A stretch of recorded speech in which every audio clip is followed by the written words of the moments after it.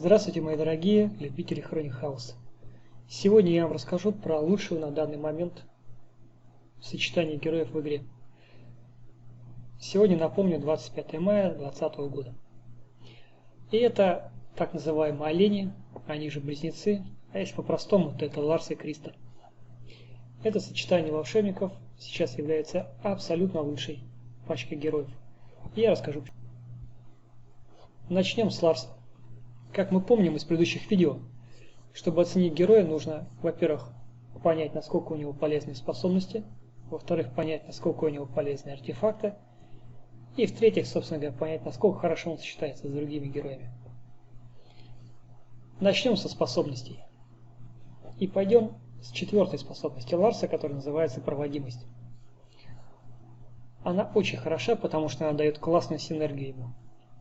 Во-первых, она добавляет ему 200% урона в случае, если его цель отмечена меткой воды. Сам Ларс метки воды развешивает не очень активно, но очень классно их развешивает Криста. Поэтому тут налицо синергия. И кроме того, эта же способность увеличивает время действия оглушения на 100%. Тоже при условии наличия метки воды на цели. Но Криста это обеспечит, поверьте мне. И тут мы переходим к способности номер 3, которая, во-первых, вжаривает молнии в случайную цель, почти на 38к дэмэджа. Но это мало, она еще и оглушает эту цель на 4 секунды. А учитывая, что на ней, скорее всего, висит метка воды от Кристы, мы получаем почти 80 тысяч урона с руки и стан на 8 секунд. 8 секунд стана это просто какой-то космос. Если эта молния прилетела в какого-нибудь Карха или в какую-нибудь Киру, то считайте, что вы выиграли этот поединок. Потому что Кира или Карх, которые 8 секунд стоят, ничего не делают, при условии, что они от этого сразу же не откинулись. Они не заряжаются, они пропускают свою ульту. В общем, это великолепно. Следующая способность – цепной разряд. Это сплэш, то есть это молния, которая бьет по каждому члену команды противника. Почти на 30 тысяч, между прочим, повреждений. Но при этом мы вспоминаем про способность номер 4, которую мы рассмотрели первой, и понимаем, что это не 30 тысяч, а 60. И 60 мы умножаем на 5, получаем 300 тысяч урона. Просто с руки, просто одной молнией, просто по всей команде. Да, вы заряете команду противника и заряете ее серьезно, и приблизите ее к ее ульте. Но вы заряете и Ларса. В общем, это классная способность. Ничего плохого в ней нет. 60 тысяч с руки по всей команде. И мы еще потом рассмотрим, в каких ситуациях она помогает Ларсу справляться с теми героями, которые являются его контрой. Вроде бы должны являться, но нет, не являются. И, собственно говоря, ультимативная способность Повелитель Бури. Это вихрь, который таскает команду противников по полю боя. Соответственно, если на этом поле боя расставлены шипы Кристы, про которые мы поговорим чуть позже, то вся команда получает просто тонну урона. Следующим пунктом идут артефакты. И первый артефакт Грозовой Оберег, он дает пробив защиты от магии. Я уже не раз говорил и скажу еще раз. Артефакты, которые дают пробив защиты от магии, либо пробив брони, это самые лучшие артефакты в игре. Потому что ничто так не мешает получаемый урон, как броня или защита от магии. Соответственно, Ларс во время наибольшего урона своей пачки, я напомню, что это происходит, когда вихрь возит по шипам Кристы всю команду противника, дает еще и пробой защиты от магии. Причем такой пробой, который пробивает любую защиту абсолютно. То есть это имба-артефакт. Имба-артефакт именно в этой связке, и он срабатывает именно в тот момент, когда он больше всего нужен. То есть вам не надо подгадывать тайминги, не надо делать ничего, он сработает именно тогда, когда нужно. Следующее Манускрипт пустоты. Но это классно, это еще один пробив защиты от магии, уже персонально для Ларса. Он не работает на всю пати, но он работает на Ларса. И он обеспечивает, чтобы те повреждения космические, которые мы обсуждали выше, они пролетали по всем. потому что у него еще есть облик на пробив. И родной пробив, извините, у Ларса 27 тысяч. 27 тысяч. Это можно спетигировать только каким-то там артефактом сработавшим, причем артефактом максимальной прокачки на защиту от магии. Все. Третий артефакт – кольцо интеллекта, стандартный для магов. Набор артефактов у Ларса великолепен, я считаю.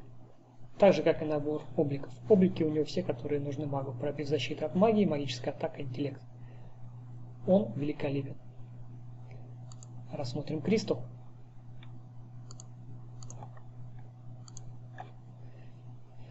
И начнем мы тоже с четвертой способности, с так называемой фиолетовой способности, которая раскрывает потенциал героя. И она действительно раскрывает потенциал, потому что это ледяная глыба. То есть Криста превращается в кусок льда на 2 секунды и поглощает 82% урона. Значит, что она прекрасно справляется с ролью танка.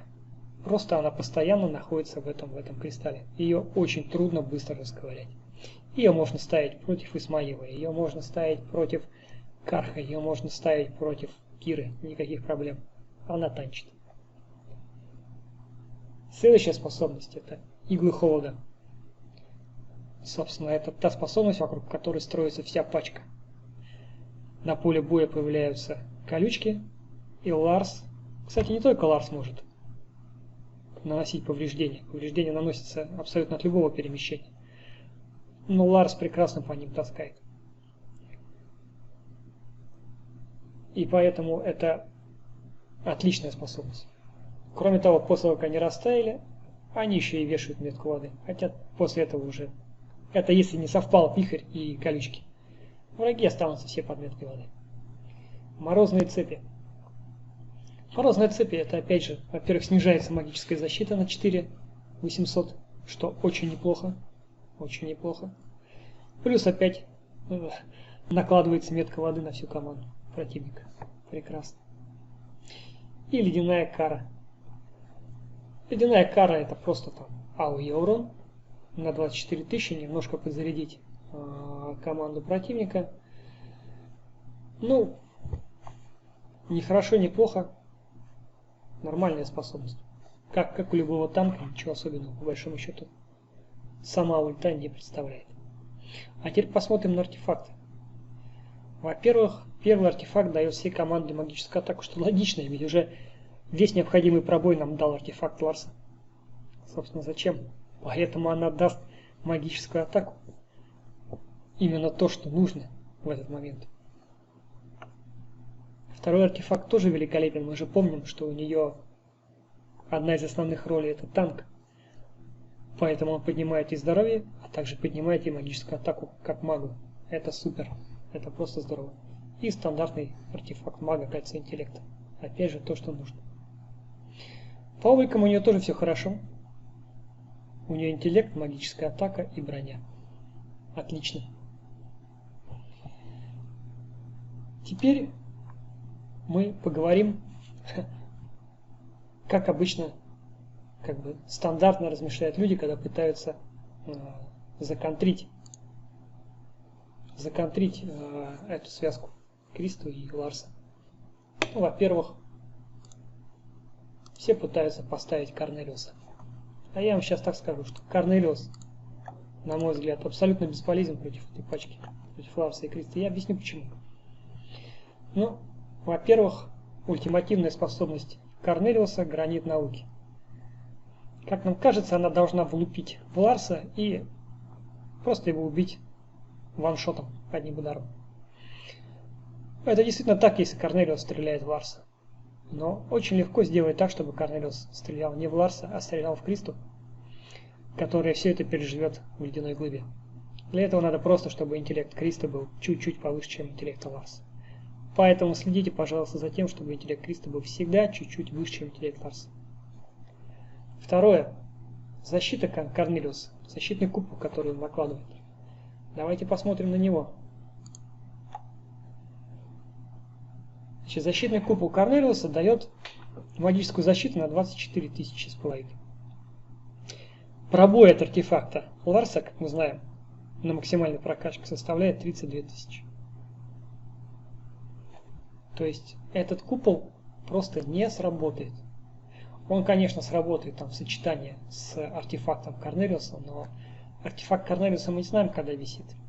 А артефакт Ларса работает именно в тот момент, когда ему это нужно. Собственно говоря, вот и все. Корнелиус полностью бесполезен против этой связки, если у Криста интеллекта больше, чем у Ларса, и если у Ларса прокачан первый артефакт. Дальше давайте посмотрим на Руфуса. Руфус, казалось бы, прекрасный антимаг.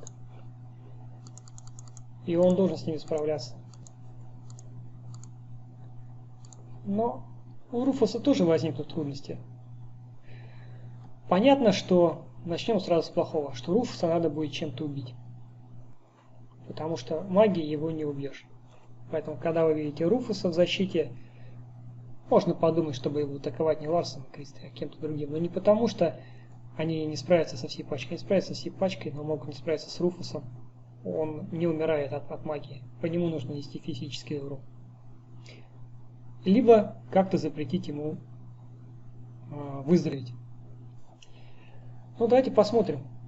У Руфуса ультимативная способность барьер Раккаши. То есть он не дает дополнительную защиту от магии всей команде, как это делает Корнелиус. Он накрывает ее неким защитным куполом, который поглощает магический урон. И он поглощает на максимальной прокачке. На максимальной прокачке он поглощает 289 тысяч магического урона.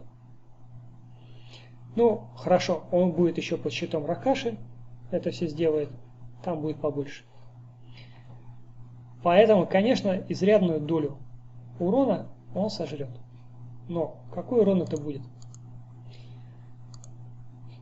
Мы же помним, что Ларс у нас цепным разрядом бьет при условии, что на всех висит метка воды, бьет на полтинник по одному. Умножаем на 5, это уже 250 тысяч урона. 250 тысяч урона уже влетело. То есть что там от щита-то осталось?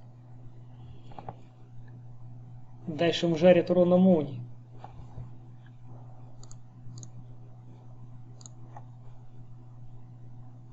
Это еще 80 слетит со щита. Плюс что-то докидает там Криста и напарники. Ну, собственно говоря, и все. И от щита ничего не останется. Поэтому тут надо смотреть, чтобы щит не попал под шипы. Вот и все. Это единственный шанс Руфуса спасти свою команду, чтобы щит стоял, жил и был более-менее целый к моменту шипов. Если этого не происходит, ну все, пиши пропало. Соответственно, и с Руфусом особых проблем у Ларса и Криста не будет, если будет правильный тайминг.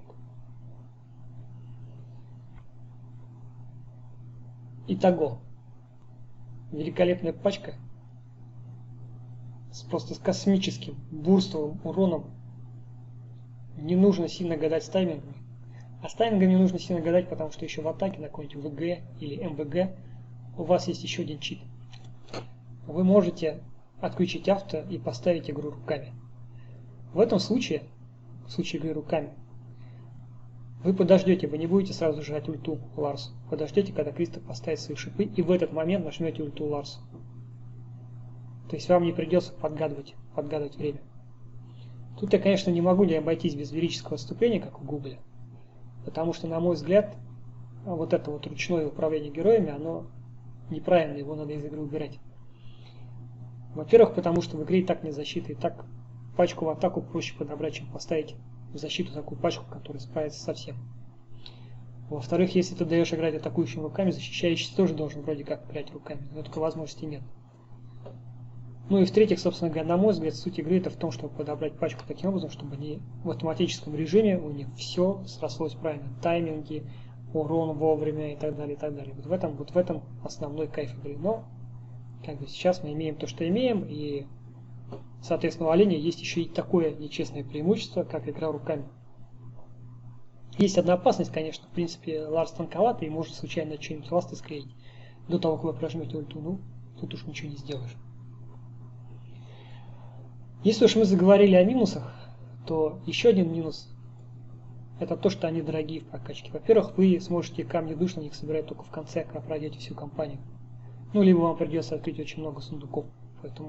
Поэтому да, на этих ребят нужно потребовать много изюма. Потребуется. И это не выбор для тех, кто не донатит или донатит мало.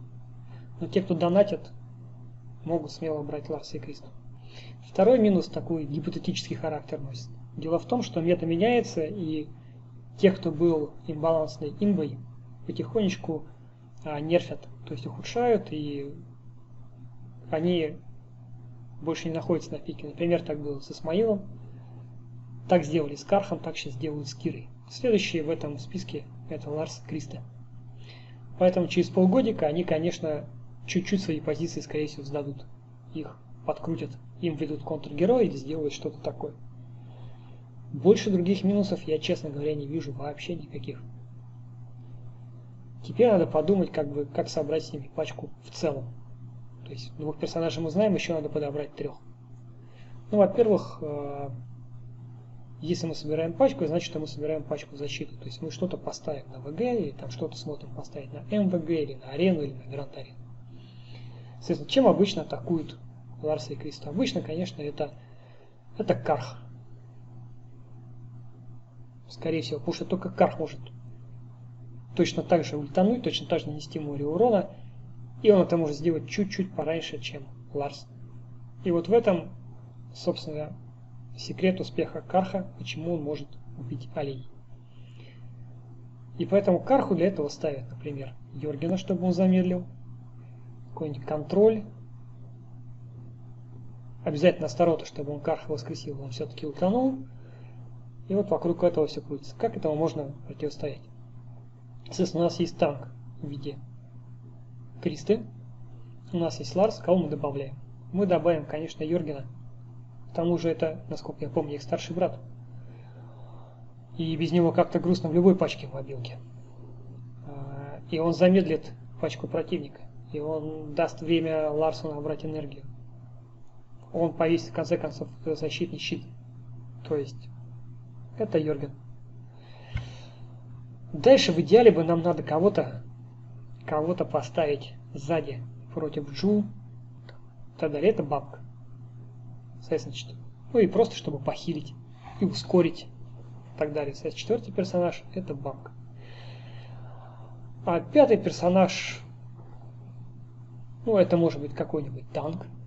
Ну потому что Кристи надо чуть-чуть помочь танчить. Например, вы можете поставить Тесака, который протащит по шипам врага своим крюком. Или вы можете поставить Зири, который закопается, в это время потанчит Криста, потом он раскопается, всех раскидает, там будут стоять шипы, они получат повреждения. Но это тоже такой вариант, не самый лучший. Мне кажется, что лучший вариант в этой схеме это Астарот, который ниткой уменьшит урон по Ларсу, например. Или это Астрид с Лукасом, которая встанет сзади, в нужный момент Лукас выпрыгнет, потанчит, поможет Кристи, чуть-чуть поможет Кристи, ей много помощи не надо. Сама Астрид хорошо стоит на последней позиции, может выдержать урон. Поэтому вот вам пачка. Ларс, Криста, Йорген, бабка, Астрид и Лукас. Или Астарот. Другой великолепный вариант, который мне тоже очень нравится, и который хорошо работает против Карха, это Астарот, Безликий Селеста. Безликий Селеста отлично контрят Карха. Потом расскажу почему. И 2 оленя. Тоже великолепная пачка. Ну, соответственно, подводя итог.